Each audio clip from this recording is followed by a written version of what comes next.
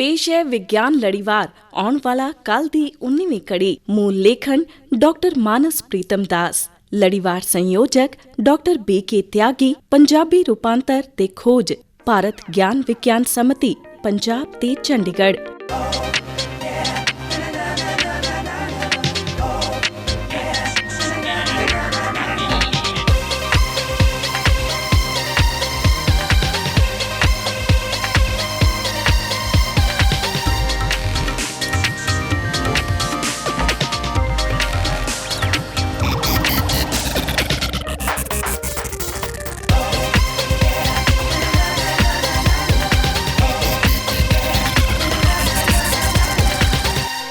प्यारे श्रोतियो, बनावटी बौद्धिकता दी विज्ञान वरतों ते भविख बाबत साडे लड़ीवार आउण वाला कल दी 19वीं कड़ी गवाचिया रोबोट विच निੱਘਾ स्वागत है। सत श्री अकाल, नमस्ते।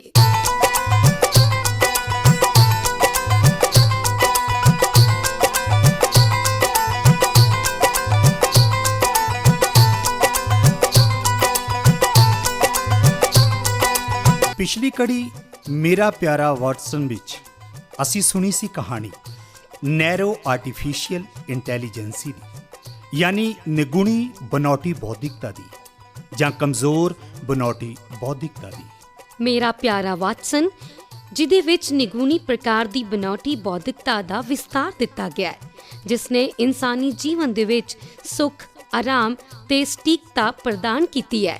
सुनाई सी कहानी यही नैरो ਜਾਂ ਨਿਗੁਣੀ ਬਣਾਉਟੀ ਬੌਧਿਕਤਾ ਹੀ ਹੈ ਜਿਹੜੀ ਆਧੁਨਿਕ ਜੀਵਨ ਦੇ ਵੱਖ-ਵੱਖ ਪਹਿਲੂਆਂ ਵਿੱਚ ਅੱਜ ਅਸਰ ਅੰਦਾਜ਼ ਹੋ ਰਹੀ ਹੈ। ਸੁਣਾਇਆ ਸੀ ਬਿਰਤਾਂਤ ਕਿ ਇਸ ਨੈਰੋ AI यानी निगुणी प्रकार ਦੀ ਬਣਾਉਟੀ ਬੌਧਿਕਤਾ ਨੂੰ ਇੱਕ ਬੀਮਾ ਕੰਪਨੀ ਦੀ ਕਾਰਜ ਪ੍ਰਣਾਲੀ 'ਚ ਸਹਾਇਕ ਵਜੋਂ ਪੇਸ਼ ਕਰਕੇ ਇਸ ਦੀ ਹਕੀਕਤ ਦਰਸਾਉਣ ਦੇ ਲਈ ਸੁਣਾਈ ਸੀ ਕਹਾਣੀ ਮੱਧ ਵਰਗ ਦੀ ਆਵਾਸ ਸੁਸਾਇਟੀ ਦੇ ਵਿੱਚ ਮੰਚਨ ਕੀਤੇ ਨਾਟਕ ਰਾਹੀਂ ਕਾਰਜਸ਼ੈਲੀ ਨੈਰੋ ਆਰਟੀਫੀਸ਼ੀਅਲ ਇੰਟੈਲੀਜੈਂਸੀ ਦੀ। ਇੱਥੇ ਅਸੀਂ ਬਿਆਨ ਕੀਤੀ ਸੀ ਹੋਲੀ ਦੇ ਤਿਉਹਾਰ ਦੇ ਸਮਾਪਤੀ ਸੱਭਿਆਚਾਰਕ ਸਮਾਗਮਾਂ ਦੇ ਮੌਕੇ ਤੇ ਅਪਾਰਟਮੈਂਟਸ ਦੇ ਨਿਵਾਸੀਆਂ ਵੱਲੋਂ ਆਖਰੀ ਪੇਸ਼ਕਾਰੀ ਵਜੋਂ ਪੇਸ਼ ਕੀਤੇ ਇੱਕ ਨਾਟਕ ਦੀ ਕਹਾਣੀ ਜੋ ਜੁੜੀ ਹੋਈ ਸੀ ਸਾਡੇ ਜੀਵਨ ਦੀਆਂ ਨਿੱਤ ਪ੍ਰਤੀ ਦੀਆਂ ਘਟਨਾਵਾਂ ਦੇ ਨਾਲ ਬਹੁਤ ਹੀ ਨੇੜਿਓਂ। ਇਸ ਨਾਟਕ ਦੀ ਪੇਸ਼ਕਾਰੀ ਸੀ ਸ਼ਾਰਲਕ ਹੋਮ ਦੀ ਕਹਾਣੀ ਉੱਪਰ ਆਧਾਰਿਤ। ਦਰਸ਼ਕਾਂ ਦੇ ਸਾਹਮਣੇ ਨਾਟਕ ਦੀ ਸਮਾਪਤੀ ਦਾ ਦ੍ਰਿਸ਼ ਪੇਸ਼ ਕੀਤਾ ਗਿਆ ਸੀ। ਇੱਥੇ ਸਜਾਏ ਹੋਏ ਮੰਚ ਦੀ ਸਟੇਜ ਉੱਪਰ 3 ਪਾਤਰ ਬਿਰਾਜਮਾਨ ਸਨ। ਜਾਸੂਸ ਹੋਮਸ, ਉਹਨਾਂ ਦਾ ਸਹਾਇਕ ਡਾਕਟਰ ਵਾਟਸਨ ਤੇ ਵਾਟਸਨ ਦੀ ਮੰਗੇਤਰ ਮੈਰੀ, ਜਿਨ੍ਹਾਂ ਨੇ ਇਸ ਨੈਰੋ AI ਦੀ ਸਾਡੇ ਜੀਵਨ ਦੀਆਂ ਗੁੰਝਲਦਾਰ ਸਮੱਸਿਆਵਾਂ ਦੇ ਹੱਲ ਦੇ ਲਈ ਵਰਤੋਂ ਦਾ ਬ੍ਰਿਤਾਂਤ ਪੇਸ਼ ਕੀਤਾ ਸੀ। ਇਸ ਨਾਟਕ ਵਿੱਚ ਇੱਕ ਘਟਨਾ ਸੀ ਕਿ ਰਾਤ ਦੇ ਸਮੇਂ ਇੱਕ ਕਾਰ ਦਾ ਐਕਸੀਡੈਂਟ ਹੋਇਆ, ਜਿਸ ਦਾ ਮਾਲਕ ਉਸ ਕਾਰ ਦੇ ਹਾਦਸੇ ਦੇ ਮੌਕੇ ਦੀਆਂ ਫੋਟੋਆਂ ਆਦਿ ਲੈ ਕੇ ਬੀਮਾ ਕੰਪਨੀ ਨੂੰ ਭੇਜ ਕੇ ਆਪਣੇ ਗੁਆਂਢੀ ਨੂੰ ਫੋਨ ਕਰਕੇ ਕਹਿੰਦਾ ਹੈ ਕਿ ਇਹਨਾਂ ਫੋਟੋਆਂ ਦੀਆਂ ਕਾਪੀਆਂ ਬੀਮਾ ਕੰਪਨੀ ਦੇ ਦਫ਼ਤਰ ਦੇ ਆਉਣਾ ਤਾਂ ਕਿ ਕਲੇਮ ਜਲਦੀ ਮਿਲ ਜਾਵੇ। ਇੱਥੇ ਬੀਮਾ ਕੰਪਨੀ ਦੇ ਅਧਿਕਾਰੀ ਦੱਸਦੇ ਨੇ ਕਿ ਹਾਦਸੇ ਦੀ ਜਗ੍ਹਾ ਤੋਂ ਕਾਰ ਪਰਾਂ ਕਰ ਦਿੱਤੀ ਗਈ ਹੈ, ਜਿਸ ਕਰਕੇ ਇਸ ਦੇ ਹੱਲ ਵਾਸਤੇ ਸੱਚ ਜਾਣਨ ਦੇ ਲਈ ਬੀਮਾ ਕੰਪਨੀ ਨੂੰ ਹੋਰ ਤਰੀਕਾ ਵਰਤਣਾ ਪਵੇਗਾ। ਉਹ ਤਰੀਕਾ ਹੈ ਕਿ ਬੀਮਾ ਕੰਪਨੀ ਕੋਲ ਨੈਰੋ AI ਆਧਾਰਿਤ ਇੱਕ ਅਜਿਹੀ ਆਧੁਨਿਕ ਤਕਨਾਲੋਜੀ ਜੋ ਕਿ ਨੈਰੋ ਜਾਂ ਵੀਕ AI ਦੇ ਵਿਗਿਆਨਿਕ ਨਿਯਮਾਂ ਨਾਲ ਕੰਮ ਕਰਦੀ ਹੈ, ਉਸੇ ਦੀ ਉਹ ਵਰਤੋਂ ਕਰਨਗੇ। ਇਸ ਵਿੱਚ ਡਿਜੀਟਲ ਟੈਕਨੋਲੋਜੀ ਰਾਹੀਂ ਕਾਰ ਦੀ ਬੀਮਾ ਕੰਪਨੀ ਦੇ ਅਧਿਕਾਰੀ ਕਾਰ ਦੀਆਂ ਫੋਟੋਆਂ ਦੇ ਡਾਟਾ ਨੂੰ ਲੈ ਕੇ ਹਾਦਸਾਗ੍ਰਸਤ ਵਿਅਕਤੀ ਵੱਲੋਂ ਭੇਜੀਆਂ ਫੋਟੋਆਂ ਦੀ ਡਿਜੀਟਲਾਈਜੇਸ਼ਨ ਰਾਹੀਂ ਪ੍ਰੋਸੈਸਿੰਗ ਤੇ ਮਿਲਾਨ ਕਰਕੇ ਅਸਲੀ ਸਥਿਤੀ ਦਾ ਪਤਾ ਲੈਣਗੇ ਅਤੇ ਕਲੇਮ ਦਾ ਨਿਪਟਾਰਾ ਕਰ ਦੇਣਗੇ। ਨਾਟਕ ਦਾ ਸੁਖਦ ਅੰਤ ਹੁੰਦਾ ਹੈ। ਕਲੇਮ ਦਾ ਨਿਪਟਾਰਾ ਨੈਰੋ AI ਦੀ ਮਦਦ ਨਾਲ ਸਹੀ ਅਤੇ ਜਲਦੀ ਹੋ ਜਾਂਦਾ ਹੈ ਅਤੇ ਜਾਣ ਗਏ ਸੀ ਤੁਸੀਂ ਕਿ ਕਿਸ ਪ੍ਰਕਾਰ ਸਮਾਰਟ ਤਕਨੀਕ ਦੇ ਪ੍ਰਯੋਗ ਨਾਲ ਸੁਲਝਾਇਆ ਜਾਂਦਾ ਹੈ। ਮਨੁੱਖੀ ਜੀਵਨ ਦੀਆਂ ਉਲਝੀਆਂ ਹੋਈਆਂ ਤੰਦਾਂ ਨੂੰ ਤੇ ਉੱਤਰ ਲੱਭੇ ਜਾਂਦੇ ਹਨ ਨਾਨਾ ਪ੍ਰਕਾਰ ਦੀਆਂ ਪਹੇਲੀਆਂ ਦੇ। ਸੁਣਾਵਾਂਗੇ ਅੱਜ ਅਸੀਂ ਕਹਾਣੀ ਆਰਟੀਫਿਸ਼ੀਅਲ ਇੰਟੈਲੀਜੈਂਸ ਦੀ ਵਰਤੋਂ ਦੀ ਗਵਾਚਿਆ ਰੋਬੋਟ ਦੇ ਰਾਹੀਂ ਵਿਗਿਆਨ, ਸਿਧਾਂਤ ਤੇ ਕਾਰਜ ਖੇਤਰ ਦੇ ਵਿੱਚ। ਜੀ ਹਾਂ, ਅਸੀਂ ਪੇਸ਼ ਕਰਾਂਗੇ ਅੱਜ ਕਿ ਕਿਵੇਂ ਗਵਾਚਿਆ ਰੋਬੋਟ ਰਾਹੀਂ ਸਾਨੂੰ ਮਿਲੇਗਾ ਹੋਰ ਨਵਾਂ ਗਿਆਨ ਬਨਾਵਟੀ ਬੌਧਿਕਤਾ ਦੇ ਬਾਬਤ। ਨੈਰੋ AI ਤੋਂ ਜਨਰਲ AI ਵੱਲ ਦਾ, ਮਨੁੱਖ ਤੋਂ ਬਾਗੀ ਹੋਣ ਦੇ ਖਦਸ਼ੇ ਵਾਲੇ ਰੋਬੋਟ ਦਾ। ਲਓ ਸੁਣੋ ਹੁਣ ਸਾਡੇ ਇਹਨਾਂ ਕਲਾਕਾਰਾਂ ਦੀ ਜ਼ੁਬਾਨੀ ਸਾਡੀ ਅੱਜ ਦੀ ਕੜੀ ਗਵਾਚਿਆ ਰੋਬੋਟ।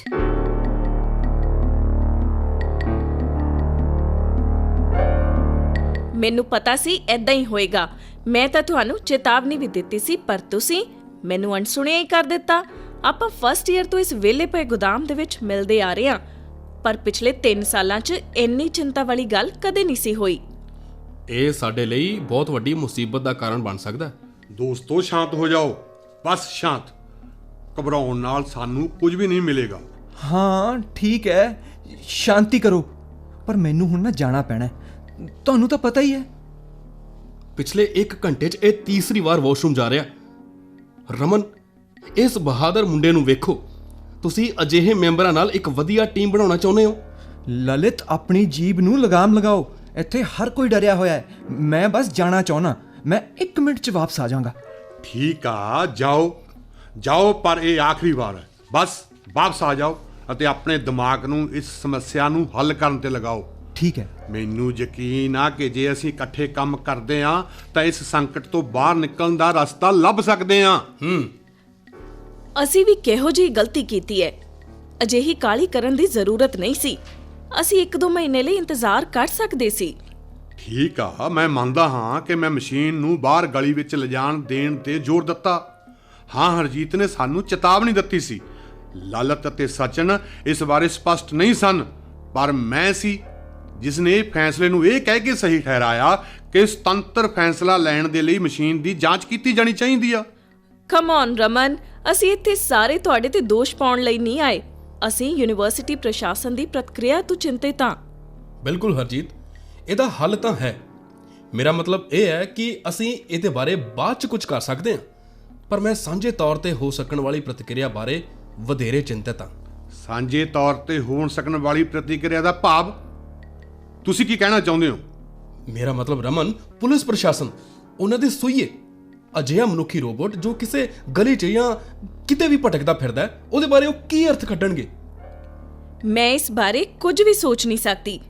ਉਹ ਨਿਸ਼ਚਿਤ ਤੌਰ ਤੇ ਸੋਚਣਗੇ ਕਿ ਇਹ ਕੋਈ ਨਿਗਰਾਨੀ ਉਪਕਰਣ ਹੈ ਜਾਂ ਕੋਈ ਠੱਗ ਸ਼ਰਾਰਤੀ ਸੰਸਥਾ ਦੁਆਰਾ ਛੱਡਿਆ ਗਿਆ, ਜਾਂ ਫਿਰ ਹੋਰ ਵੀ ਮਾੜਾ ਕਿ ਕੋਈ ਸਵੈ ਚਲਿਤ ਖੁਦਕੁਸ਼ੀ ਜਾਂ ਸੁਸਾਈਡ ਬੰਬ ਹੈ। ਆਓ ਆਓ, ਇੱਥੇ ਬੈਠੋ ਸਚਨ। ਹੁਣ ਮੈਨੂੰ ਇਹ ਦੱਸੋ ਕਿ ਉਸ ਮਸ਼ੀਨ ਨਾਲ ਤੁਹਾਡਾ ਸੰਪਰਕ ਕਦੋਂ ਟੁੱਟਿਆ? ਮੇਰਾ ਖਿਆਲ ਹੈ ਕਿ ਤੁਹਾਡਾ ਰਿਮੋਟ ਤਾਂ ਸਹੀ ਤਰ੍ਹਾਂ ਕੰਮ ਕਰ ਰਿਹਾ। ਮੈਂ ਸਮਝਾਉਂਦਾ ਰਮਨ, ਅਸੀਂ ਨਵੇਂ ਅਪਾਰਟਮੈਂਟ ਬਿਲਡਿੰਗ ਦੇ ਉੱਪਰ ਆ ਕੇ ਬੈਠੇ ਸੀ। ਉੱਥੇ ਅਜੇ ਕੋਈ ਵੀ ਆ ਕੇ ਨਹੀਂ ਸੀ ਵਸਿਆ, ਜਿਸ ਕਾਰਨ ਸਾਡੇ ਤਜਰਬੇ ਨਾਲ ਕਿਸੇ ਨੂੰ ਕੋਈ ਪਰੇਸ਼ਾਨੀ ਨਹੀਂ ਹੋਣ ਵਾਲੀ ਸੀ। ਇਹ ਸਭ ਤਾਂ ਅਸੀਂ ਸਾਰੇ ਜਾਣਦੇ ਹੀ ਹਾਂ। ਬਸ ਸਾਨੂੰ ਇਹ ਦੱਸੋ, ਗਲਤ ਕੀ ਹੋਇਆ? ਰਿਮੋਟ ਸਾਡੇ ਹੱਥ 'ਚ ਸੀ, ਪਰ ਅਸੀਂ ਅਜੇ ਤੱਕ ਉਹਨੂੰ ਸੰਚਾਲਿਤ ਨਹੀਂ ਕਰ ਰਹੇ ਸੀ ਕਿਉਂਕਿ ਅਸੀਂ ਮਸ਼ੀਨ ਦੀ ਸੁਤੰਤਰ ਗਤੀ ਦਾ ਅਧਿਐਨ ਕਰਨਾ ਚਾਹੁੰਦੇ ਸੀ। ਇਸ ਨੇ ਉੱਤਰ ਵੱਲ ਨੂੰ ਵੱਡੇ ਗਰਾਊਂਡ ਦੇ ਪਾਰ ਇੱਕ ਸਿੱਧਾ ਰਸਤਾ ਅਪਣਾ ਲਿਆ ਸੀ। ਦੁਪਹਿਰ ਵੇਲੇ ਉੱਥੇ ਕੋਈ ਨਹੀਂ ਸੀ, ਜਿਸ ਕਾਰਨ ਇਹ ਹਾਈਵੇ ਵੱਲ ਆਸਾਨੀ ਨਾਲ ਚਲਾ ਗਿਆ। ਇਹ ਹਾਈਵੇ ਤੇ ਨਹੀਂ ਹੋਣਾ ਚਾਹੀਦਾ ਸੀ। ਠੀਕ ਆ, ਬਿਲਕੁਲ ਸਹੀ। ਇੱਕ ਆਮ ਥੱਕੇ ਹੋਏ ਵਿਅਕਤੀ ਵਾਂਗ ਕੰਮ ਕਰਨ ਲਈ ਇਸ ਦਾ ਪ੍ਰੋਗਰਾਮ ਬਣਾਇਆ ਗਿਆ ਸੀ। ਕੁਝ ਦੇਰ ਲਈ ਜ਼ਮੀਨ ਦੇ ਬਿਲਕੁਲ ਦੂਜੇ ਸਿਰੇ ਤੇ ਖਾਲੀ ਪਏ ਕੰਕਰੀਟ ਵਾਲੇ ਬੈਂਚਾਂ ਤੇ ਬੈਠਣਾ ਤੇ ਫਿਰ ਆਪਣੇ ਮੱਥੇ ਨੂੰ ਪੂੰਝਣਾ, ਇਹ ਦਰਸਾਉਣ ਲਈ ਕਿ ਜਿਵੇਂ ਇਹ ਆਪਣੇ ਮੱਥੇ ਤੋਂ ਪਸੀਨਾ ਸੁਕਾ ਰਿਹਾ ਹੋਵੇ, ਤੇ ਫਿਰ 0 ਪੁਆਇੰਟ ਤੇ ਵਾਪਸ ਆ ਜਾਣਾ ਜਿੱਥੋਂ ਇਹ ਤੁਰਨਾ ਸ਼ੁਰੂ ਹੋਇਆ ਸੀ। ਤਾਂ ਗਲਤ ਕੀ ਹੋਇਆ? ਇਹ ਮੈਨੂੰ ਨਹੀਂ ਪਤਾ। ਇਹ ਬੈਂਚ ਤੇ ਬੈਠ ਗਿਆ, ਪਰ ਫਿਰ ਅਚਾਨਕ ਖੜਾ ਹੋ ਗਿਆ ਤੇ ਹਾਈਵੇ ਵੱਲ ਤੁਰ ਪਿਆ। ਤੁਸੀਂ ਰਿਮੋਟ ਦੀ ਵਰਤੋਂ ਕਿਉਂ ਨਹੀਂ ਕੀਤੀ? ਇਸ ਨੂੰ ਉਸ ਸਮੇਂ ਰੋਕਿਆ ਜਾ ਸਕਦਾ ਸੀ ਅਤੇ ਤੁਸੀਂ ਦੋਨੇ ਇਸ ਨੂੰ ਵਾਪਸ ਮੋੜ ਸਕਦੇ ਸੀ। ਇੰਨੀ ਬੇਵਕੂਫੀ! ਇਹ ਮੇਰੀ ਤੇ ਹਰਜੀਤ ਦੀ ਵੱਡੀ ਗਲਤੀ ਸੀ ਕਿ ਅਸੀਂ ਕਲਾਸ ਵਿੱਚ ਹੀ ਰਹੇ। ਮੈਂ ਬਹੁਤ ਸਾਰੀਆਂ ਕਲਾਸਾਂ ਬੰਕ ਕੀਤੀਆਂ ਨੇ, ਤਾਂ ਹੀ ਤਾਂ ਮੇਰੀ ਪ੍ਰਤੀਸ਼ਤਤਾ ਬਹੁਤ ਮਾੜੀ ਆ। ਰਮਨ ਸੁਣੋ, ਗੁੱਸੇ ਨਾ ਹੋ। ਦਰਅਸਲ ਅਸੀਂ ਰਿਮੋਟ ਨੂੰ ਵਰਤਣ ਦੀ ਪੂਰੀ ਕੋਸ਼ਿਸ਼ ਕੀਤੀ ਸੀ, ਪਰ ਪਤਾ ਨਹੀਂ ਕਿਉਂ ਉਹ ਉਸ ਸਮੇਂ ਕੰਮ ਹੀ ਨਹੀਂ ਕਰ ਰਿਹਾ ਸੀ। ਨਾਲੇ ਰਮਨ, ਅਸੀਂ ਵਿਹਲੇ ਨਹੀਂ ਬੈਠੇ ਸੀ। ਰਿਮੋਟ ਬੇਕਾਰ ਹੋ ਗਿਆ ਸੀ। ਅਸੀਂ ਦੋਵੇਂ ਮੌਕੇ ਤੇ ਪਹੁੰਚੇ, ਪਰ ਕੀ ਮਸ਼ੀਨ ਕਿੱਥੇ ਗਾਇਬ ਹੋਈ? ਇਹ ਉੱਥੇ ਨਹੀਂ ਸੀ। ਟਰੱਕਾਂ ਦੀ ਇੱਕ ਲੰਬੀ ਲਾਈਨ ਲੰਘ ਰਹੀ ਸੀ ਤੇ ਸਾਨੂੰ ਸੜਕ ਪਾਰ ਕਰਨ ਲਈ ਉਡੀਕ ਕਰਨੀ ਪਈ। ਤੇ ਜਦੋਂ ਆਖਰਕਾਰ ਸੜਕ ਸਾਫ਼ ਹੋਈ ਤਾਂ ਰੂਪਕ ਸਾਨੂੰ ਕਿਤੇ ਵੀ ਨਹੀਂ ਸੀ ਮਿਲਿਆ। ਬਸ ਜਿਵੇਂ ਹਵਾ ਦੇ ਵਿੱਚ ਹੀ ਅਲੋਪ ਹੋ ਗਿਆ ਸੀ। ਹੈਲੋ, ਹਾਂ ਨੇਹਾ, ਮੈਂ ਉੱਥੇ ਹੋਵਾਂਗਾ। ਓਹੋ, ਤੁਸੀਂ ਪਹੁੰਚ ਗਏ ਹੋ? ਮੈਂ ਵੀ ਆਉਣਾ ਜਲਦੀ। ਨਹੀਂ, ਤੁਸੀਂ ਫਿਕਰ ਨਾ ਕਰੋ, ਮੈਂ ਰਸਤੇ 'ਚ ਹੀ ਹਾਂ। ਹਾਂ, ਅਸੀਂ ਇਕੱਠੇ ਕਰਾਂਗੇ। ਠੀਕ ਹੈ, bye Neha, love you. Neha, professor Shukla ਦੀ ਬੇਟੀ, ਤੁਹਾਡੀ ਨਵੀਂ ਸਹੇਲੀ। ਇਹ ਪ੍ਰੋਜੈਕਟ ਕੀ ਹੈ ਲਵ ਬਰਡ? ਪਲੀਜ਼ ਹਰਜੀਤ, ਇਦਾਂ ਦੀ ਕੋਈ ਗੱਲ ਨਹੀਂ ਹੈ। ਨੇਹਾ ਬੱਚਿਆਂ ਦੇ ਹਸਪਤਾਲ ਨੂੰ ਕੁਝ ਪੈਸਾ ਦਾਨ 'ਚ ਦੇਣਾ ਚਾਹੁੰਦੀ ਹੈ। ਉਹ ਚਾਹੁੰਦੀ ਹੈ ਕਿ ਜਦੋਂ ਉਹ ਚੈੱਕ ਦੇਵੇ ਤਾਂ ਮੈਂ ਉਹਦੇ ਨਾਲ ਹੋਵਾਂ। ਵਾਹ, ਵਧੀਆ ਹੈ। ਰਮਨ, ਪਰਉਪਕਾਰੀ ਕੰਮ ਕਰਨ ਲਈ ਤੁਹਾਡਾ ਇੱਕ ਸਾਥੀ ਮੈਂਬਰ ਸਾਥ ਛੱਡ ਕੇ ਜਾ ਰਿਹਾ ਹੈ। ਠੀਕ ਆ ਲਲਿਤ, ਤੁਸੀਂ ਜਾਓ ਅਤੇ ਜਾ ਕੇ ਉਸ ਨਾਲ ਰਲ ਜਾਓ। ਨੇਹਾ ਨੂੰ ਇਸ ਸਮੱਸਿਆ ਬਾਰੇ ਕੋਈ ਸੰਕੇਤ ਨਹੀਂ ਮਿਲਣਾ ਚਾਹੀਦਾ। ਪ੍ਰੋਫੈਸਰ ਸ਼ੁਕਲਾ ਯੂਨੀਵਰਸਿਟੀ ਦੇ ਇੱਕ ਪ੍ਰਭਾਵਸ਼ਾਲੀ ਵਿਅਕਤੀ ਨੇ। ਜੇ ਉਹਨਾਂ ਨੂੰ ਕਿਸੇ ਵੀ ਤਰੀਕੇ ਨਾਲ ਇਹ ਖਬਰ ਮਿਲ ਜਾਂਦੀ ਆ ਤਾਂ ਅਸੀਂ ਮੁਸੀਬਤ ਵਿੱਚ ਪੈ ਜਾਵਾਂਗੇ। ਇਹ ਵੀ ਯਾਦ ਰੱਖੋ ਕਿ ਇਹ ਪ੍ਰੋਫੈਸਰ ਸ਼ੁਕਲਾ ਹੀ ਸੀ ਜਿਨ੍ਹਾਂ ਨੇ ਇਹ ਆਦੇਸ਼ ਜਾਰੀ ਕੀਤਾ ਸੀ ਕਿ ਕੈਂਪਸ 'ਚ ਰਹਿਣ ਵਾਲਾ ਕੋਈ ਵੀ ਵਿਦਿਆਰਥੀ ਸੁਤੰਤਰ ਰੂਪ ਦੇ ਨਾਲ ਨਕਲੀ ਬੁੱਧੀ ਤੇ ਕੋਈ ਵੀ ਪ੍ਰੋਜੈਕਟ ਨਹੀਂ ਕਰੇਗਾ। ਤੇ ਜਿਹੜਾ ਵੀ ਵਿਅਕਤੀ ਆਰਡਰ ਦੀ ਉਲੰਘਣਾ ਕਰਦਾ ਫੜਿਆ ਜਾਂਦਾ ਹੈ, ਉਹਨੂੰ ਤੁਰੰਤ ਰੈਸਟੀਗੇਟ ਕੀਤਾ ਜਾਏਗਾ। ਮੈਂ ਜਾਣਦਾ ਮੈਂ ਇਹ ਪਿਛਲੇ ਸਾਲ ਹੋਏ ਹਾਦਸੇ ਦੇ ਕਾਰਨ ਸੀ। ਉਹ ਫਾਈਨਲ ਈਅਰ ਦੇ ਵਿਦਿਆਰਥੀ ਪਿਊਸ਼ ਨੇ ਕੁਝ ਅਜੀਬ ਡਰੋਨ ਚਲਾਉਣ ਦੀ ਕੋਸ਼ਿਸ਼ ਕੀਤੀ ਸੀ ਅਤੇ ਇਹ ਸਟਾਫ ਕੁਆਟਰ ਦੇ ਪਾਣੀ ਦੇ ਟੈਂਕ ਵਿੱਚ ਜਾ ਟਕਰਾਈ ਸੀ। ਪਿਊਸ਼ ਦੀ ਐਲਗੋਰਿਦਮ ਬਹੁਤ ਮਾੜੀ ਸੀ। ਰਮਨ, ਅਸੀਂ ਵੀ ਕੋਈ ਬਹੁਤ ਚੰਗਾ ਕੰਮ ਨਹੀਂ ਕਰ ਰਹੇ। ਗਾਇਜ਼, ਮੈਂ ਹੁਣ ਜਾਣਾ। ਜਿੰਨੀ ਜਲਦੀ ਹੋ ਸਕਿਆ ਮੈਂ ਵਾਪਸ ਕਾਲ ਕਰਾਂਗਾ ਤੁਹਾਨੂੰ। ਸੁਣੋ, ਅਸੀਂ ਹੁਣ ਸਾਰੇ ਨਿਕਲਦੇ ਹਾਂ, ਪਰ ਸਾਨੂੰ ਸਾਰਿਆਂ ਨੂੰ ਬਹੁਤ ਸੁਚੇਤ ਰਹਿਣ ਦੀ ਲੋੜ ਆ। ਟੀਵੀ ਅਤੇ ਰੇਡੀਓ ਤੇ ਖਬਰਾਂ ਦੀ ਨਿਗਰਾਨੀ ਕਰਦੇ ਰਹੋ। ਹਰਜੀਤ ਜੀ, ਤੁਸੀਂ ਸੋਸ਼ਲ ਮੀਡੀਆ ਤੇ ਕਿਸੇ ਵੀ ਅਜੀਬ ਚੀਜ਼ ਦੀ ਫੋਟੋ ਦੀ ਭਾਲ ਕਰਦੇ ਰਹੋ। ਕੀ ਪਤਾ ਕੋਈ ਆਪਣੇ ਮੋਬਾਈਲ ਫੋਨ ਤੇ ਰੂਪਕ ਦੀ ਫੋਟੋ ਖਿੱਚ ਲਵੇ। ਇੱਕ ਵਾਰ ਜਦੋਂ ਸਾਨੂੰ ਕੋਈ ਖਬਰ ਮਿਲਦੀ ਆ ਤਾਂ ਸਾਨੂੰ ਸਭ ਨੂੰ ਤੁਰੰਤ ਮੌਕੇ ਤੇ ਪਹੁੰਚਣਾ ਹੋਵੇਗਾ। ਸਮਝੇ? ਹੁਣ ਚਲੋ, ਸਾਰੇ ਆਪੋ ਆਪਣੇ ਹੋਸਟਲਾਂ ਨੂੰ ਪਹੁੰਚੋ। ਓਕੇ ਗਾਇਜ਼, ਮੈਂ ਆਪਣੀ ਸਕੂਟੀ ਲੈਣੀ ਹੈ, ਪਿਛਲੇ ਪਾਸੇ ਖੜੀ ਕੀਤੀ ਹੈ। Bye bye bye.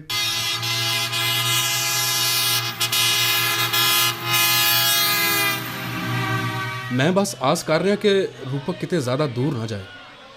ਉਹ ਪੈਦਲ ਚੱਲਣ ਰਾਹੀਂ ਆਪਣੀ ਊਰਜਾ ਪੈਦਾ ਕਰ ਸਕਦਾ ਹੈ, ਪਰ ਮਸਲਾ ਇਹ ਨਹੀਂ ਹੈ। ਮੈਂ ਤਾਂ ਇਹਦੇ ਬਾਰੇ ਚਿੰਤਤ ਹਾਂ ਕਿ ਉਹ ਇੰਨੇ ਮੁਸ਼ਕਲ ਹਾਲਾਤਾਂ ਦਾ ਸਾਹਮਣਾ ਕਿਵੇਂ ਕਰੇਗਾ। ਉੱਥੇ ਵੱਖੋ ਵੱਖਰੀਆਂ ਸਥਿਤੀਆਂ ਹੋਣਗੀਆਂ।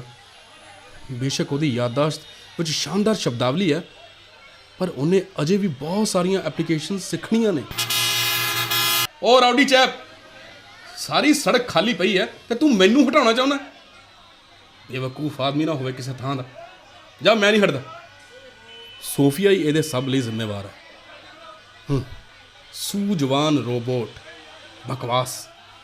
ਮੀਡੀਆ ਨੇ ਇਸ ਖਬਰ ਨੂੰ ਉਡਾ ਦਿੱਤਾ ਤੇ ਹਰ ਕਿਸੇ ਨੇ ਵਿਸ਼ਵਾਸ ਕਰਨਾ ਸ਼ੁਰੂ ਕਰ ਦਿੱਤਾ ਕਿ ਇੱਕ ਸੂਝਵਾਨ ਮਸ਼ੀਨ ਦਾ ਸੁਪਨਾ ਪੂਰਾ ਹੋ ਗਿਆ।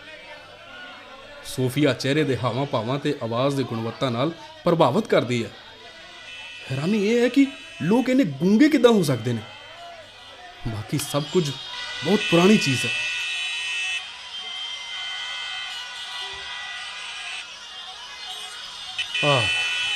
ਹਸਪਤਾਲ ਆ ਗਿਆ। ਮੈਨੂੰ ਲੱਗਦਾ ਮੈਨੂੰ ਬਹੁਤੀ ਦੇਰ ਨਹੀਂ ਹੋਈ। ਉਹ ਸਾਹਮਣੇ ਨੇਹਾ ਵੀ ਹੈ। ਲੱਗਦਾ ਮੈਨੂੰ ਵੇਖ ਲਿਆ ਉਹਨੇ। ਹੇ ਨੇਹਾ, ਜਲਦੀ ਆ ਲਲਿਤ, ਸੁਪਰੀਡੈਂਟ ਜਲਦੀ ਚਲਾ ਜਾਵੇਗਾ। ਚਲੋ ਚਲਿਏ। ਯਕੀਨਨ। ਪੌੜੀ ਕਿਸ ਪਾਸੇ ਹੈ ਜਾਂ ਲਿਫਟ ਹੈ ਇੱਥੇ? ਮੈਨੂੰ ਲੱਗਦਾ ਲਿਫਟ ਹੈਗੀ ਹੈ। ਇਹ ਪੌੜੀਆਂ ਦੇ ਕੋਲ ਹੋਣੀ ਚਾਹੀਦੀ ਹੈ। ਆਓ ਜਲਦੀ। ਠੀਕ ਹੈ, ਚਲੋ। ਰੁਕੋ, ਸਾਹਮਣੇ ਦਾ ਲਿਫਟ ਦੇ ਕੋਲ ਕੁਝ ਭੀੜ ਹੈ, ਦੇਖੋ ਤਾਂ। ਹਾਂ, ਕੀ ਹੋ ਸਕਦਾ ਹੈ? ਆਓ ਪੁੱਛੀਏ। ਸਿਸਟਰ, ਕੀ ਸਮੱਸਿਆ? ਲੋਕ ਕਿਉਂ ਜਮ੍ਹਾਂ ਨੇ ਇੱਥੇ? ਇਹ ਬਹੁਤ ਹੀ ਦਿਲਚਸਪ ਕੇਸ ਹੈ। ਸਾਡੇ ਸੁਪਰੀਟੈਂਡ ਹਰ ਰੋਜ਼ ਇਸੇ ਸਮੇਂ ਜਾਂਦੇ ਨੇ। ਅੱਜ ਜਿਵੇਂ ਹੀ ਉਹਨਾਂ ਨੇ ਲਿਫਟ ਲਈ, ਇਹ ਅਚਾਨਕ ਫਸ ਗਈ। ਸਿਸਟਰ, ਇਹਦੇ 'ਚ ਤਾਂ ਕੁਝ ਵੀ ਦਿਲਚਸਪ ਨਹੀਂ। ਨੇਹਾ, ਟੋਕੋ ਨਾ। ਸਿਸਟਰ, ਮੈਨੂੰ ਹੋਰ ਦੱਸੋ, ਅਸਲ 'ਚ ਹੋਇਆ ਕੀ? ਐਕਚੁਅਲੀ ਲਿਫਟ ਪਿਛਲੇ ਅੱਧੇ ਘੰਟੇ ਤੋਂ ਤੀਜੀ ਚੌਥੀ ਮੰਜ਼ਿਲ ਦੇ ਵਿਚਕਾਰ ਫਸੀ ਪਈ ਹੈ। ਓਹੋ, ਸਾਰਾ ਸਮਾਂ ਮੈਂ ਉੱਥੇ ਇੰਤਜ਼ਾਰ ਕਰਦੀ ਰਹੀ। ਸੁਪਰੀਡੈਂਟ ਉੱਥੇ ਫਸੇ ਪਏ ਸੀ। ਅਸੀਂ ਉਸ ਕੰਪਨੀ ਨੂੰ ਫੋਨ ਵੀ ਕੀਤਾ ਹੈ ਜੋ ਲਿਫਟ ਦੀ ਦੇਖਭਾਲ ਕਰਦੀ ਹੈ, ਪਰ ਉਹਨਾਂ ਨੇ ਕਿਹਾ ਕਿ ਕੋਈ ਵੀ ਉਪਲਬਧ ਨਹੀਂ। ਤੇ ਟੈਕਨੀਸ਼ੀਅਨ ਭੇਜਣ ਲਈ ਘੱਟੋ ਘੱਟ 2 ਘੰਟੇ ਲੱਗਣਗੇ। ਓ ਨੋ, ਤਦ ਤੱਕ ਤਾਂ ਉਹਨਾਂ ਦੀ ਹਾਲਤ ਬਹੁਤ ਖਰਾਬ ਹੋ ਜਾਏਗੀ। ਕੀ ਉਹ ਇਕੱਲੇ ਨੇ? ਹਾਂ, ਉਹ ਇਕੱਲੇ ਨੇ, ਪਰ ਮੈਂ ਤੁਹਾਨੂੰ ਦੱਸਦੀ ਹਾਂ ਕਿ ਹੋਇਆ ਕੀ। ਹੋਇਆ ਮਤਲਬ? ਹੋਰ ਕੀ ਹੋਇਆ? ਇੱਕ ਸਮਾਰਟ ਵਿਅਕਤੀ, ਉਮਰ ਲਗਭਗ 18 ਤੋਂ 20 ਸਾਲ, ਜਾਂ ਕਹਿ ਲਓ ਕਿ ਥੋੜੀ ਵੱਧ ਵੀ ਹੋ ਸਕਦੀ ਹੈ, ਅੱਗੇ ਆਇਆ। ਇੱਕ ਅਜੀਬ ਜਿਹਾ ਚਿਹਰਾ, ਤਿੱਖੀ ਜਿਹੀ ਗੱਲ। ਇਹ ਲਗਭਗ 10 ਮਿੰਟ ਪਹਿਲਾਂ ਦੀ ਗੱਲ ਹੈ, ਤੇ ਉਸਨੇ ਸਵੈ ਇੱਛਿਤ ਮਦਦ ਲਈ ਪੇਸ਼ਕਸ਼ ਕੀਤੀ। ਕੀ ਉਹਦੀ ਗਰਦਨ ਆਕੜੀ ਹੋਈ ਆ? ਮਤਲਬ ਜਿੰਨਾ ਲੰਮਾ ਮੈਂ ਆ ਉਨਾ ਹੀ ਲੰਮਾ? ਹਾਂ, ਕੀ ਤੁਸੀਂ ਜਾਣਦੇ ਹੋ? ਬਸ ਮੈਨੂੰ ਹੋਰ ਦੱਸੋ ਕਿ ਉਹ ਹੈ ਕਿੱਥੇ ਸਿਸਟਰ? ਖੈਰ, ਉਸਨੇ ਕੁਝ ਕਿਹਾ ਜਿਵੇਂ ਕਾਊਂਟਰਵੇਟ ਬਫਰ ਖਰਾਬ ਹੈ ਤੇ ਤੁਸੀਂ ਉਸ ਸਾਥੀ 'ਚ ਇੰਨੀ ਦਿਲਚਸਪੀ ਕਿਉਂ ਲੈ ਰਹੇ ਹੋ ਲਲਿਤ? ਉਹ ਜ਼ਰੂਰ ਕੋਈ ਟੈਕਨੀਸ਼ੀਅਨ ਹੋਣਾ ਚਾਹੀਦਾ ਜਿਸ ਨੂੰ ਲਿਫਟ ਬਾਰੇ ਪਤਾ ਹੈ। ਉਹ ਸ਼ਾਇਦ ਕੰਮ ਦੀ ਭਾਲ ਕਰ ਰਿਹਾ ਹੋਵੇ ਇਸ ਤਰ੍ਹਾਂ। ਨੇਹਾ ਪਲੀਜ਼ ਚੁੱਪ ਰਹੋ। ਮੇਰੀ ਜ਼ਿੰਦਗੀ ਇਹਦੇ ਤੇ ਨਿਰਭਰ ਕਰਦੀ ਹੈ। ਸਿਸਟਰ, ਉਹ ਕਿੱਥੇ ਹੈ? ਉਹ ਨਾ ਇਮਾਰਤ ਦੇ ਪਿਛਲੇ ਪਾਸੇ ਤੋਂ ਚੈਨਲ ਵਿੱਚ ਦਾਖਲ ਹੋਇਆ। ਓ ਨੋ, ਉਹ ਇਸ ਸਿਸਟਮ ਬਾਰੇ ਕਾਫੀ ਨਹੀਂ ਜਾਣਦਾ। ਇਹ ਸਭ ਉਸ ਸੈਮੀਨਾਰ ਦੇ ਕਾਰਨ ਹੈ, ਪਰ ਉਹਦਾ ਗਿਆਨ ਹਜੇ ਅਧੂਰਾ ਹੈ। ਅਧੂਰਾ? ਲਲਿਤ, ਕੀ ਬੋਲੀ ਜਾ ਰਹੇ ਹੋ? ਕਿਹੜਾ ਸੈਮੀਨਾਰ? ਕੀ ਅਧੂਰਾ ਹੈ? ਨੇਹਾ, ਮੈਂ ਤੁਹਾਨੂੰ ਪੂਰੀ ਵਿਆਖਿਆ ਇਸ ਟਾਈਮ ਨਹੀਂ ਦੇ ਸਕਦਾ। ਮੈਂ ਉਹਨੂੰ ਬਾਹਰ ਲਿਆਉਣਾ ਪਹਿਲਾਂ।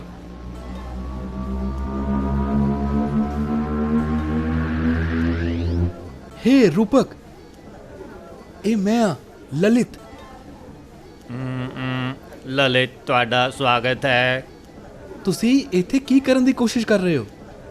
ਇਹ ਤੁਸੀਂ ਖੁਦ ਵੇਖੋ ਕਿ ਉਹਨਾਂ ਨੂੰ ਲਿਫਟ ਨਾਲ ਸਮੱਸਿਆ ਹੈ ਤੇ ਮੈਂ ਇੱਥੇ ਮਦਦ ਕਰਨ ਆਇਆ ਹਾਂ। ਲੋੜ ਵੇਲੇ ਮਦਦ ਕਰਨ ਵਾਲਾ ਦੋਸਤ ਹੀ ਸੱਚਮੁੱਚ ਦੋਸਤ ਹੁੰਦਾ ਹੈ, ਤੁਹਾਨੂੰ ਪਤਾ ਹੈ ਨਾ? ਹਾਂ, ਮੈਨੂੰ ਪਤਾ ਹੈ। ਠੀਕ ਹੈ ਰੂਪਕ, ਪਰ ਸਮੱਸਿਆ ਇੱਥੇ ਕਨੈਕਸ਼ਨ ਦੀ ਹੈ। ਕਾਊਂਟਰਵੇਟ ਬਫਰ। ਸਾਨੂੰ ਇਹਨਾਂ ਚੀਜ਼ਾਂ ਬਾਰੇ ਲੋੜੀਂਦੀ ਜਾਣਕਾਰੀ ਰੂਪਕ ਨਹੀਂ ਹੈ। ਬਿਹਤਰ ਹੋਵੇਗਾ ਜੇ ਅਸੀਂ ਇਸ ਨੂੰ ਸੰਬੰਧਿਤ ਟੈਕਨੀਸ਼ੀਅਨ ਤੇ ਛੱਡ ਦਈਏ। ਤੇ ਤੁਸੀਂ ਇਦਾਂ ਕਰੋ, ਤੁਸੀਂ ਬਾਹਰ ਆ ਜਾਓ ਪਲੀਜ਼। ਉਹਨਾਂ ਨੇ ਕਿਹਾ ਕਿ ਸੁਪਰਿੰਟੈਂਡੈਂਟ ਦਿਲ ਦਾ ਮਰੀਜ਼ ਹੈ। ਜੇ ਉਹ ਕੁਝ ਦੇਰ ਹੋਰ ਉੱਥੇ ਫਸੇ ਰਹਿੰਦੇ ਨੇ ਤਾਂ ਉਹ ਬੇਹੋਸ਼ ਹੋ ਸਕਦੇ ਨੇ। ਇਸ ਲਈ ਸਾਨੂੰ ਇਸ ਸਮੱਸਿਆ ਵੱਲ ਧਿਆਨ ਦੇਣ ਦੀ ਲੋੜ ਹੈ। ਧਿਆਨ? ਸਮੱਸਿਆ? ਕੀ ਤੁਸੀਂ ਸਮੱਸਿਆ ਲੱਭ ਲਈ ਹੈ? ਹਾਂ ਬਿਲਕੁਲ, ਇਹ ਸਿਰਫ ਇੱਕ ਮਕੈਨੀਕਲ ਗਲਤੀ ਹੈ। 10 ਮਿੰਟ ਤੋਂ ਵੱਧ ਨਹੀਂ ਲੱਗਣੇ ਚਾਹੀਦੇ। ਤੁਹਾਡੇ ਕੋਲ ਕੋਈ ਟੂਲ ਬਾਕਸ ਨਹੀਂ ਹੈ? ਤੁਸੀਂ ਨੁਕਸ ਨੂੰ ਠੀਕ ਕਿਵੇਂ ਕਰੋਗੇ? ਕੰਪਨੀ ਨੇ ਇੱਕ ਟੂਲ ਬਾਕਸ ਦਿੱਤਾ ਹੈ। ਇਹ ਇੱਕ ਛੋਟਾ ਜਿਹਾ ਬਕਸਾ ਹੈ। ਮੈਂ ਇਸ ਨੂੰ ਆਪਣੇ ਕੈਮਰਾ ਦਰਸ਼ਨ ਦੁਆਰਾ ਲੱਭਦਾ ਹਾਂ। ਮੈਂ ਹੁਣੇ ਕੋਸ਼ਿਸ਼ ਕਰਦਾ ਹਾਂ। ਰੂਪਕ, ਸਮਝਣ ਦੀ ਕੋਸ਼ਿਸ਼ ਕਰੋ। ਤੁਸੀਂ ਲਿਫਟ ਬਾਰੇ ਸੈਮੀਨਾਰ ਦੇ ਦੂਜੇ ਸੈਸ਼ਨ 'ਚ ਸ਼ਾਮਲ ਨਹੀਂ ਹੋਏ ਸੀ। ਤੁਹਾਡਾ ਗਿਆਨ ਅਧੂਰਾ ਹੈ। ਇਸ ਲਈ ਪਲੀਜ਼ ਕਿਰਪਾ ਕਰਕੇ ਇਸ ਜਗ੍ਹਾ 'ਚੋਂ ਬਾਹਰ ਆ ਜਾਓ। ਟੈਕਨੀਸ਼ੀਅਨ ਦੀ ਵੇਟ ਕਰੋ। ਲੋੜ ਵੇਲੇ ਮਦਦ ਕਰਨ ਵਾਲਾ ਦੋਸਤ ਹੀ ਸੱਚਮੁੱਚ ਦੋਸਤ ਹੁੰਦਾ ਹੈ। ਸਾਨੂੰ ਕੋਸ਼ਿਸ਼ ਕਰਨੀ ਚਾਹੀਦੀ ਹੈ। ਪਰ ਤੁਸੀਂ ਕਿਵੇਂ ਜਾਣੋਗੇ ਕਿ ਕਰਨਾ ਕੀ ਹੈ? ਪਹਿਲਾ ਸੈਸ਼ਨ ਤਾਂ ਕੇਵਲ ਸ਼ੁਰੂਆਤੀ ਸੈਮੀਨਾਰ ਹੀ ਸੀ। ਉਸ ਦਿਨ ਤਾਂ ਕੇਵਲ ਦੂਜੇ ਸੈਸ਼ਨ 'ਚ ਹੀ ਸਾਰੇ ਤਕਨੀਕੀ ਵੇਰਵਿਆਂ 'ਚ ਵਿਚਾਰ ਕੀਤਾ ਗਿਆ ਸੀ। ਮੈਂ ਉੱਥੇ ਜੈਨੀ ਨੂੰ ਮਿਲਿਆ ਸੀ। ਲਿਫਟ ਦੀ ਦੇਖਭਾਲ ਬਹੁਤ ਮਾੜੀ ਹੈ। ਰੇਲਿੰਗ ਦੀ ਲੁਬਰੀਕੇਸ਼ਨ ਵੀ ਨਹੀਂ ਕੀਤੀ ਗਈ। ਜੈਨੀ? ਤੁਹਾਡਾ ਮਤਲਬ ਹੈ ਉਹ ਮਾਹਰ ਜੋ ਉਸ ਦਿਨ ਬੋਲ ਰਹੀ ਸੀ? ਤੁਸੀਂ ਉਸ ਤੋਂ ਵੱਖਰੇ ਤੌਰ ਤੇ ਸਿੱਖਿਆ? ਮੈਂ ਤਾਂ ਵਿਸ਼ਵਾਸ ਹੀ ਨਹੀਂ ਕਰ ਸਕਦਾ।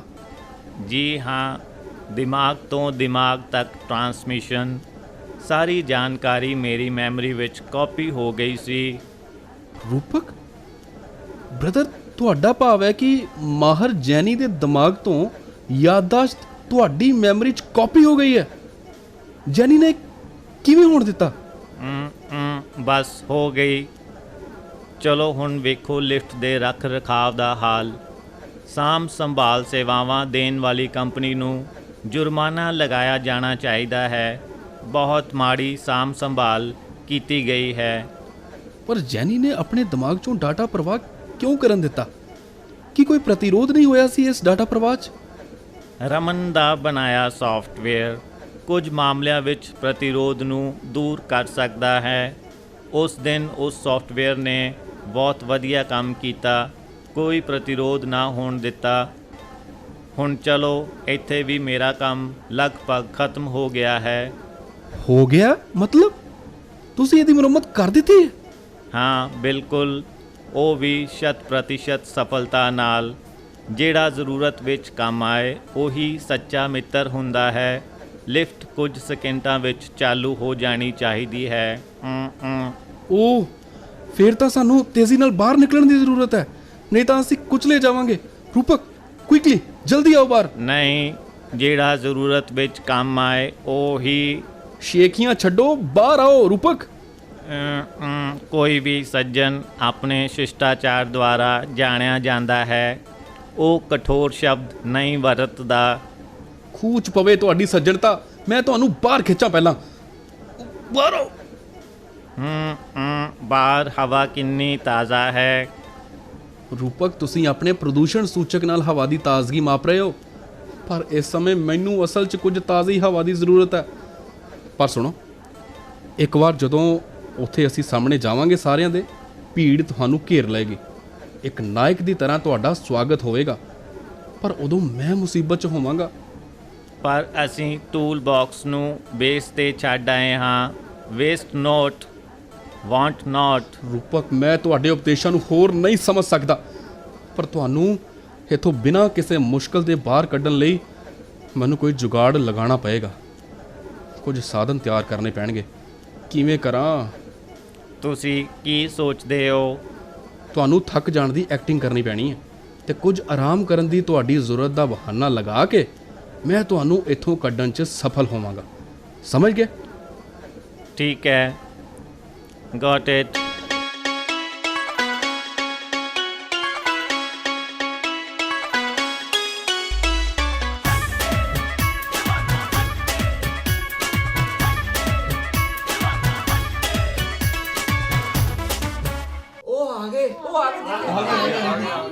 ਇਹੀ ਬੰਦਾ ਸੀ। ਹਾਂ, ਮੈਂ ਸੁਪਰੀਡੈਂਟ ਹਾਂ। ਹੁਣੇ ਤੁਸੀਂ ਮੈਨੂੰ ਬਚਾਇਆ। ਮੈਂ ਤੁਹਾਡਾ ਰਿਣੀ ਹਾਂ ਤੇ ਰਹਾਂਗਾ। ਲੋੜ ਵੇਲੇ ਮਦਦ ਕਰਨ ਵਾਲਾ ਦੋਸਤ ਹੀ ਸੱਚਮੁੱਚ ਦੋਸਤ ਹੁੰਦਾ ਹੈ। ਸਰ, ਮੇਰਾ ਦੋਸਤ ਬਹੁਤ ਥੱਕਿਆ ਹੋਇਆ, ਉਹਨੂੰ ਥੋੜੀ ਆਰਾਮ ਦੀ ਜ਼ਰੂਰਤ ਹੈ, ਸੋ ਸਾਨੂੰ ਪਲੀਜ਼ ਜਾਣ ਦਿਓ। ਇਹ ਬਹੁਤ ਲਾਜ਼ਮੀ ਹੈ। ਬੇਸ਼ੱਕ ਉਸ ਨੂੰ ਆਰਾਮ ਕਰਨਾ ਚਾਹੀਦਾ ਹੈ। ਸਾਡੇ ਕੋਲ ਇੱਕ ਵਧੀਆ ਰੈਸਟ ਰੂਮ ਹੈ, ਤੁਸੀਂ ਦੋਵੇਂ ਉੱਥੇ ਆਰਾਮ ਕਰ ਸਕਦੇ ਹੋ। ਇਸੇ ਦੌਰਾਨ ਮੈਂ ਕੌਫੀ ਤੇ ਸਨੈਕਸ ਵਗੈਰਾ ਵੀ ਭੇਜ ਦਿਆਂਗਾ। ਕੌਫੀ? ਹਾਂ, ਮੇਰਾ ਮਤਲਬ ਇਹ ਹੈ ਕਿ ਸਾਨੂੰ ਗੈਸਟ੍ਰਿਕ ਦੀ ਪ੍ਰੋਬਲਮ ਹੈ ਤੇ ਡਾਕਟਰ ਵੱਲੋਂ ਸਾਨੂੰ ਜ਼ਿਆਦਾ ਗਰਮ ਚੀਜ਼ਾਂ ਪੀਣ ਤੋਂ ਮਨਾਹੀ ਹੈ। ਸਰ, ਕਿਹੋ ਜਿਹੇ ਦਿਨ ਆ ਗਏ ਨੇ। ਇਹਨਾਂ ਵਰਗੇ ਸ਼ਾਨਦਾਰ ਨੌਜਵਾਨ ਨੂੰ ਗੈਸਟ੍ਰਿਕ ਅਲਸਰ ਹੈ। ਅਸੀਂ ਫਲਾਂ ਦਾ ਜੂਸ ਮੰਗਵਾਉਂਦੇ ਹਾਂ। ਨਹੀਂ, ਫਲਾਂ ਦਾ ਰਸ ਨਹੀਂ, ਉਹਦੀ ਵੀ ਕੋਈ ਜ਼ਰੂਰਤ ਨਹੀਂ ਹੈ। ਇਹ ਵੀ ਓਨਾ ਹੀ ਨੁਕਸਾਨਦਾਇਕ ਹੋ ਸਕਦਾ ਸਾਡੇ ਲਈ। ਸਾਨੂੰ ਬਸ ਪਲੀਜ਼ ਜਾਣ ਦਿਓ। ਜੇ ਤੁਸੀਂ ਜ਼ੋਰ ਦਿੰਦੇ ਹੋ ਤਾਂ ਠੀਕ ਹੈ। ਮੈਂ ਸੋਚਿਆ ਸੀ ਕਿ ਅਸੀਂ ਉਸ ਸਮੇਂ ਤੱਕ ਮਿਹਨਤ ਦੀ ਕੁਝ ਪ੍ਰਤੀਪੂਰਤੀ ਕਰ ਸਕਦੇ ਜਿਹੜਾ ਤੁਹਾਡੇ ਦੋਸਤ ਨੇ ਸਾਨੂੰ ਦਿੱਤਾ ਹੈ। ਤੁਸੀਂ ਸਰ ਬਹੁਤ ਚੰਗੇ ਹੋ, ਪਰ ਸਾਨੂੰ ਇਸ ਟਾਈਮ ਜਾਣਾ ਪਏਗਾ। ਆਓ ਮੇਰੇ ਦੋਸਤ, ਚਲੀਏ। ਆਦਮੀ ਆਪਣੀ ਸੰਗਤ ਤੋਂ ਪਛਾਣਿਆ ਜਾਂਦਾ ਹੈ। Good night sir. Good night ਪਿਆਰੇ। ਆਓ, ਅਸੀਂ ਸਮਾਂ ਬਰਬਾਦ ਨਾ ਕਰੀਏ। ਆ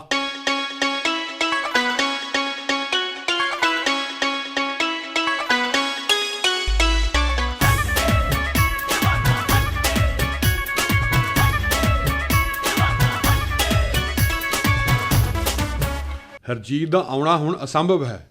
ਲੇਡੀਜ਼ ਹੋਸਟਲ ਦੇ ਗੇਟਾਂ ਤੇ ਤਾਂ 8 ਵਜੇ ਤਾਲੇ ਲੱਗ ਜਾਂਦੇ ਨੇ। ਸਾਨੂੰ ਉਹ ਤੋਂ ਬਿਨਾਂ ਹੀ ਸਾਰਨਾ ਪਊਗਾ। ਚਲੋ ਫਿਰ ਉਸ ਨੂੰ ਕਾਲ ਕਰੋ ਤੇ ਸਪੀਕਰ ਮੋਡ ਤੇ ਪਾਓ। ਇਹ ਵਧੀਆ ਹੋਏਗਾ। ਚਲੋ ਇਦਾਂ ਹੀ ਕਰਦੇ ਹਾਂ। ਤੁਸੀਂ ਕਾਲ ਕਿਉਂ ਨਹੀਂ ਕਰਦੇ? ਪਲੀਜ਼ ਮੈਨੂੰ ਆਪਣਾ ਫੋਨ ਯੂਜ਼ ਕਰਨ ਵਾਸਤੇ ਨਾ ਕਹਿਓ। ਨੇਹਾ ਮੈਨੂੰ ਲਗਾਤਾਰ ਫੋਨ ਕਰਦੀ ਰਹਿੰਦੀ ਹੈ। ਆਪਣੇ ਬਾਰੇ ਮੈਂ ਜ਼ਿਆਦਾ ਹੋਰ ਬਹਾਨੇ ਨਹੀਂ ਮਾਰ ਸਕਦਾ ਯਾਰ।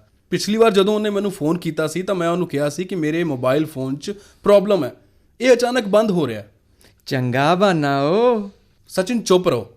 ਤੁਸੀਂ ਹਰਜੀਤ ਕੌਰ ਦੀ ਗੱਲ ਕਰਦੇ ਹੋ। ਸਮਾਂ ਤਾਂ ਜ਼ਿਆਦਾ ਸਾਡੇ ਕੋਲ ਵੀ ਨਹੀਂ ਹੈ। ਹੋਸਟਲ ਵਾਪਸ ਪਰਤਣਾ ਹੋਏਗਾ ਸਾਨੂੰ। ਓਏ ਹੁਣ ਸਥਿਤੀ ਕੀ ਹੈ? ਕੀ ਰੂਪਕ ਨੂੰ ਤੁਸੀਂ ਡੀਐਕਟੀਵੇਟ ਕਰ ਦਿੱਤਾ ਹੈ? ਹਾਂ, ਇਹਨੂੰ ਡੀਐਕਟੀਵੇਟ ਕਰ ਦਿੱਤਾ ਗਿਆ, ਫੋਲਡ ਕਰ ਲਿਆ ਗਿਆ ਤੇ ਬਕਸੇ 'ਚ ਵੀ ਪਾ ਦਿੱਤਾ ਗਿਆ। ਹੁਣ ਇਹ ਬਿਲਕੁਲ ਸੇਫ ਹੈ। ਪਰ ਰੂਪਕ ਹਸਪਤਾਲ ਕਿਵੇਂ ਪਹੁੰਚਿਆ? ਕੋਈ ਸੁਰਾਗ ਹੈ ਲਲਿਤ ਤੇਰੇ ਕੋਲੇ? ਮੈਨੂੰ ਸ਼ੱਕ ਹੈ ਕਿ ਉਹ ਕਿਸੇ ਟਰੱਕ ਤੇ ਚੜਿਆ ਹੋਣਾ। ਪਰ ਟਰੱਕ ਤਾਂ ਚੱਲ ਰਹੇ ਸੀ। ਕੀ ਤੁਹਾਨੂੰ ਲੱਗਦਾ ਕਿ ਰੂਪਕ ਇੰਨੀ ਗਤੀ ਪੈਦਾ ਕਰ ਸਕਦਾ ਜਿਸ ਨਾਲ ਉਹ ਚੱਲਦੇ ਟਰੱਕ ਤੇ ਜਾ ਚੜੇ? ਅਸੰਭਵ ਵੀ ਨਹੀਂ ਹੈ। ਸਥਿਤੀਆਂ ਅਨੁਸਾਰ ਨਵੀਆਂ ਸਮਰਥਾਵਾਂ ਹਾਸਲ ਕਰਨ ਦਾ ਪ੍ਰੋਗਰਾਮ ਇਸ 'ਚ ਪਾਇਆ ਗਿਆ ਹੈ। ਡੂੰਘਾਈ 'ਚ ਸੋਚੋ, ਅਜਿਹੇ ਸੂਰਮੇ ਸਟੰਟ ਨੂੰ ਕਰਨ ਲਈ ਇਸ ਨੂੰ ਕਿਹਨੇ ਉਤਸ਼ਾਹਿਤ ਕੀਤਾ? ਸਾਨੂੰ ਇਹ ਪਤਾ ਲਗਾਉਣਾ ਪਏਗਾ। ਪਰ ਇੱਕ ਫੈਕਲਟੀ ਅਸਲ 'ਚ ਗਾਇਬ ਹੈ ਤੇ ਮੈਂ ਇਸ ਬਾਰੇ ਬਹੁਤ ਚਿੰਤਤ ਹਾਂ। ਕੀ ਸਾਨੂੰ ਧਿਆਨ ਨਾਲ ਇਸ ਤੇ ਕੰਮ ਕਰਨਾ ਚਾਹੀਦਾ? ਰੂਪਕ ਇਹ ਸਮਝਣ 'ਚ ਅਸਫਲ ਰਿਹਾ ਕਿ ਲਿਫਟ ਹੇਠਾਂ ਵੀ ਆ ਸਕਦੀ ਹੈ ਤੇ ਇਹਦੇ ਨਾਲ ਇਸ ਦੇ ਕੁਚਲੇ ਜਾਣ ਦਾ ਵੀ ਖਤਰਾ ਹੈ। ਇਹਦਾ ਮਤਲਬ ਇਹ ਹੈ ਕਿ ਪ੍ਰੋਗਰਾਮ ਇੱਕ ਮੁਸ਼ਤ ਢੰਗ ਨਾਲ ਖਤਰੇ ਦਾ ਸੰਕੇਤ ਦੇਣ ਦੇ ਯੋਗ ਨਹੀਂ ਹੈ। ਇਹ ਭਾਵਨਾ ਇਸ ਨੂੰ ਪ੍ਰਦਾਨ ਕਰਨ ਦੀ ਲੋੜ ਹੈ। ਲਲਿਤ, ਤੁਸੀਂ ਮੈਨੂੰ ਡਰਾਉਂਦੇ ਹੋ। ਇਹ ਪਹਿਲਾ ਭਾਵ ਹੈ ਜੋ ਮਨੁੱਖ ਕੋਲ ਹੋਣਾ ਚਾਹੀਦਾ ਹੈ। ਪਰ ਰੂਪਕ ਤਾਂ ਮਨੁੱਖ ਨਹੀਂ। ਓਹੋ ਸਚਿਨ, ਤੁਸੀਂ ਤਾਂ ਬਹੁਤ ਚਲਾਕ ਹੋ। ਕੀ ਅਸੀਂ ਜਨਰਲ ਆਰਟੀਫੀਸ਼ੀਅਲ ਬੁੱਧੀ ਨਾਲ ਪ੍ਰਯੋਗ ਨਹੀਂ ਕਰ ਰਹੇ ਹਾਂ? ਕੀ ਅਸੀਂ ਮਨੁੱਖੀ ਦਿਮਾਗ ਦੇ ਤੁੱਲ ਬੁੱਧੀ ਪੈਦਾ ਕਰਨ ਲਈ ਇਹ ਜੋਖਿਮ ਨਹੀਂ ਲਿਆਏ? ਹਰਜੀਤ ਸਹੀ ਆ। ਇੱਕ ਜੀਵਤ ਜਾਂ ਇੱਕ ਸੂਝਵਾਨ ਮਸ਼ੀਨ ਉਨੀ ਦੇਰ ਜਿਉਂਦੀ ਨਹੀਂ ਰਹਿ ਸਕਦੀ ਜਿੰਨੀ ਦੇਰ ਇਹ ਆਪਣੀ ਹੋਂਦ ਨੂੰ ਦਰਪੇਸ਼ ਖਤਰੇ ਨੂੰ ਬਹੁਤ ਤੇਜ਼ੀ ਨਾਲ ਸਮਝਣ ਦੇ ਯੋਗ ਨਾ ਹੋਵੇ। ਤਾਂ ਫਿਰ ਤੁਸੀਂ ਕੀ ਸਮਝਾਓਗੇ? ਸਾਨੂੰ ਪ੍ਰੋਗਰਾਮ ਦੁਬਾਰਾ ਸੈੱਟ ਕਰਨਾ ਚਾਹੀਦਾ, ਪਰ ਇਹ ਉਹਨਾਂ ਸਮਰੱਥਾਵਾਂ 'ਚ ਦਖਲ ਦੇ ਸਕਦਾ ਹੈ ਜਿਹੜੀਆਂ ਰੂਪਕ ਨੇ ਪਹਿਲਾਂ ਹੀ ਪ੍ਰਾਪਤ ਕਰ ਲਈਆਂ ਨੇ। ਹਾਂ, ਇਸ ਨੂੰ ਵੀ ਅਣਦੇਖਿਆ ਨਹੀਂ ਕੀਤਾ ਜਾ ਸਕਦਾ। ਸਾਨੂੰ ਇਸ ਬਾਰੇ ਸੋਚਣਾ ਪਏਗਾ। ਰਮਨ ਦੇਖੋ ਉੱਥੇ। ਕਿੱਥੇ? ਕੀ? ਤੁਹਾਡੇ ਸੱਜੇ ਪਾਸੇ ਉਸ ਕੋਨੇ ਦੇ ਦੁਆਲੇ ਉਹ ਪਰਛਾਵਾਂ। ਪਰਛਾਵਾਂ? ਹਾਂ, ਪਰ ਮੈਂ ਉਸ ਵਿਅਕਤੀ ਨੂੰ ਦੇਖ ਨਹੀਂ ਸਕਦਾ। ਲਲਿਤ, ਧਿਆਨ ਨਾਲ ਉਸ ਵੱਲ ਦੇਖੋ। ਇਹ ਰੂਪਕ ਆ। ਇਹ ਬਕਸੇ ਵਿੱਚੋਂ ਬਾਹਰ ਕਿਵੇਂ ਆ ਗਿਆ? ਇਹ ਕਿਵੇਂ ਸੰਭਵ ਹੋ ਸਕਦਾ? ਕੀ ਹੋਇਆ? ਤੁਸੀਂ ਇੰਨੇ ਚਿੰਤਤ ਕਿਉਂ ਹੋ? ਰੂਪਕ ਨੂੰ ਕੀ ਹੋ ਗਿਆ? ਰੂਪਕ ਨੇ ਆਪਣੇ ਆਪ ਨੂੰ ਮੁੜ ਸਰਗਰਮ ਕਰ ਲਿਆ, ਐਕਟੀਵੇਟ ਕਰ ਲਿਆ। ਇਹ ਬਹੁਤ ਤੇਜ਼ੀ ਨਾਲ ਸਿੱਖ ਰਿਹਾ। ਉਹ ਕੈਂਪਸ ਤੋਂ ਬਾਹਰ ਜਾ ਰਿਹਾ। ਸਚਿਨ ਚਲੋ, ਉਹਨੂੰ ਫੜਨਾ ਪਏਗਾ। ਰਮਨ, ਕੀ ਇਹ ਇੱਕ ਦਿਨ ਸਾਡੀਆਂ ਹਦਾਇਤਾਂ ਨੂੰ ਨਜ਼ਰਅੰਦਾਜ਼ ਕਰ ਸਕਦਾ ਹੈ? ਬਾਗੀ ਵੀ ਬਣ ਸਕਦਾ ਹੈ। ਦੋਸਤੋ, ਮੈਂ ਇਹ ਨਹੀਂ ਜਾਣਦਾ, ਪਰ ਇਹ ਸਮਾਂ ਕੇਵਲ ਉਸ ਨੂੰ ਫੜਨ ਲਈ ਆ। ਲਲਿਤ, ਚਲੋ ਤੇਜ਼, ਛੇਤੀ ਕਰੋ। ਚਲੋ ਯਾਰ, ਚਲੋ।